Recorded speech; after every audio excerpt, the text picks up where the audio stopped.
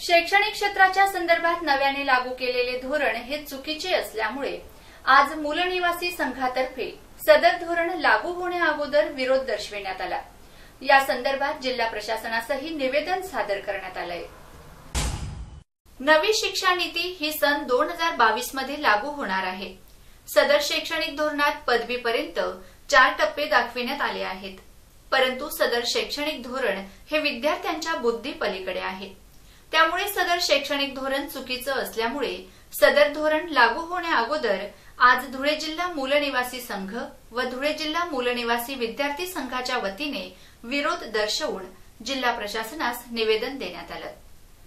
यावेळी बामसेपचे राज्य सदस्य रवींद्र मोरे, मूलनिवासी संघाचे महाराष्ट्र राज्य उपाध्यक्ष प्राध्यापक मोहन मोरे, जिल्हाध्यक्ष नरेंद्र खैरनार, मूलनिवासी विद्यार्थी संघाचे जिल्हाध्यक्ष चैताली गायकवाड, राज्य सदस्य प्रज्ञा मोरे, मिताली खैरनार, जागृती गायकवाड आदी उपस्थित होते। शासनाने जो आता नवीन आयोग काढलेला आहे, शैक्षणिक आयोग काढलेला आहे, नवीन जे धोरण आहे ते धोरण फार आतापासूनच ते धोरण अतिशय चुकीचं आहे। सुरुवातीला 10+2+3 असं जे धोरण होतं ते योग्य होतं आणि आता जे काढलेलं आहे 5+3+3+4 हे धोरण कुचकामी ठरतंय। म्हणून धोरण लागू व्हायच्या अगोदर त्याला सर्वत्र विरोध होताना दिसतंय। मूल निवासी संघ आणि मूल निवासी विद्यार्थी संघ संपूर्ण भारतभर या धोरणाचा निषेध करत आहे। या धोरणामध्ये अनेक त्रुटी आहेत।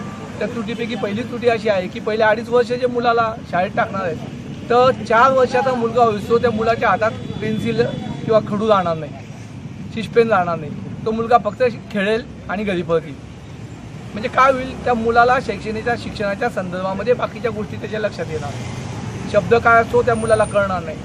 आणि दुसरी महत्त्वाची गोष्ट याच्यामध्ये की जे 10वी 12वीचं जे बोर्ड होतं त्याचंही महत्त्व या ठिकाणी कमी होऊन गेलेलं आहे। त्याच्यामध्ये तिसरी गोष्ट त्यांनी याच्यामध्ये जो व्यावसायिक शिक्षण जे सांगितलेलं आहे ते कोठारी आयोगामध्ये देखील व्यावसायिक शिक्षणाचा भर होता, पण कोठारी आयोगाला यांनी दुर्लक्ष करण्याचा प्रयत्न केला आहे। व्यावसायिक शिक्षणाच्या आज आपण हाल बघतोय काय आहे, जे किमान कौशल्य व्यावसायिक अभ्यासक्रम किंवा व्होकेशनल व्यावसायिक अभ्यासक्रम किंवा HSC व्होकेशनल अभ्यासक्रम जे केंद्र शासनाने चालवलेले आहेत, हे केंद्र शासनाचे अभ्यासक्रम जे चालवलेले आहेत त्याच्यामध्ये विद्यार्थ्यांना शैक्षणिक संस्थांना मुलंच मिळत नाही आणि गेल्या 8 वर्षापासून त्यांनी नॉन सॅलरी अनुदान जे आहे ते पूर्णपणे बंद करून टाकले।